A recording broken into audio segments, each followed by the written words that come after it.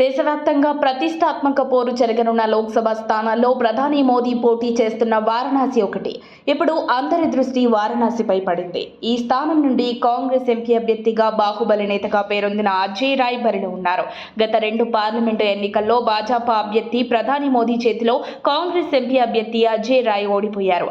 అయినా హస్తం పార్టీ రాయ్ని నమ్ముకోవడానికి వారణాసిలో ఆయన సామాజిక వర్గం కూడా ఓ బలమైన కారణంగా నిలిచింది. ఒకప్పుడు పూర్వాంచల్ ప్రాంతం కాంగ్రెస్ కు బలమైన కోటాల ఉండేది.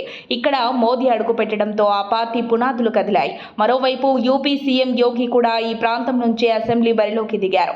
మరోవైపు మోదీని ఎదుర్కొనే క్రమంలో రాయ్ను మరింత బలోపేతం చేసేందుకు కొన్నాళ్ల క్రితం నుంచే కాంగ్రెస్ చర్యలు మొదలుపెట్టింది.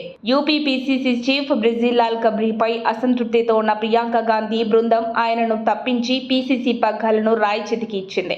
దీంతో పార్టీ క్షేత్రస్థాయి ఓటర్లకు మరింత దగ్గరైందని నాయకులు అంచనా వేశారు. దీనికి తోడు కాంగ్రెస్, సమాజ్వాదీ పార్టీలు ఇండియా బ్లాక్ కింద జట్టు కట్టాయి. దీంతో పాటు భారత్ జోడో న్యాయ యాత్ర సమయంలో కూడా రాయ్ పనితీరు ఆకట్టుకుంది. దీంతో ఈసారి కూడా మోదీపై పోరుకు రాయ్ పేరునే కాంగ్రెస్ ఎంచుకుంది. కాంగ్రెస్ అభ్యర్థి రాయ్కు ఎన్నికలు కొత్తేమీ కాదు. గతంలో 5-6 సార్లు ఎమ్మెల్యేగా గెలిచారు. వీటిలో ఒకసారి ఇండిపెండెంట్ గా విజయం సాధించారు. 2014, 2019 ఎన్నికల్లో కాంగ్రెస్ తరపున పోటీ చేసి ఓడిపోయారు. తాజాగా మోదీపై పోటీకి ముచ్చటగా 3వసారి సిద్ధమయ్యారు. వారణాసిలో కాంగ్రెస్ బలంగా పుంజుకోవడంతో ఓటమి భయంతో ఉన్న నరేంద్ర మోదీ ఎన్నికల బరిలోకి దిగారు.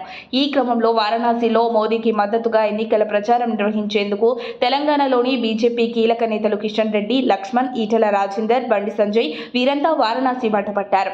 వారణాసిలో తనదైన శైలిలో ఎన్నికల ప్రచారం నిర్వహిస్తున్నారు. ఇక వారణాసిలో తుది దశ పోలింగ్ అంటే జూన్ 1వ తేదీన జరగనుంది. ఈ నేపథ్యంలో వారణాసి లోక్సభ నియోజకవర్గం నుంచి ముచ్చటగా 3వసారి మోదీని గెలిపించేందుకు కమలనాథులు తమదైన శైలిలో ప్రచారం చేస్తున్నారు. ఈ నేపథ్యంలోనే వరుసగా 2 సార్లు ఓటమి పాలైన కాంగ్రెస్ అభ్యర్థి ఈసారి ఓటర్లకు ఛాన్స్ ఇవ్వనున్నట్లు హస్తం శ్రేణులు ఆశాభావం వ్యక్తం చేస్తున్నారు.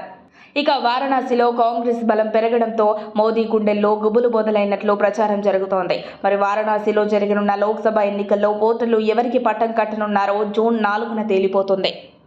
మరిన్ని అప్డేట్స్ కోసం మా కాయ్ టీవీని సబ్స్క్రైబ్ చేసుకోండి. మా వీడియో కనుక మీకు నచ్చినట్లయితే లైక్ చేయండి, షేర్ చేయండి.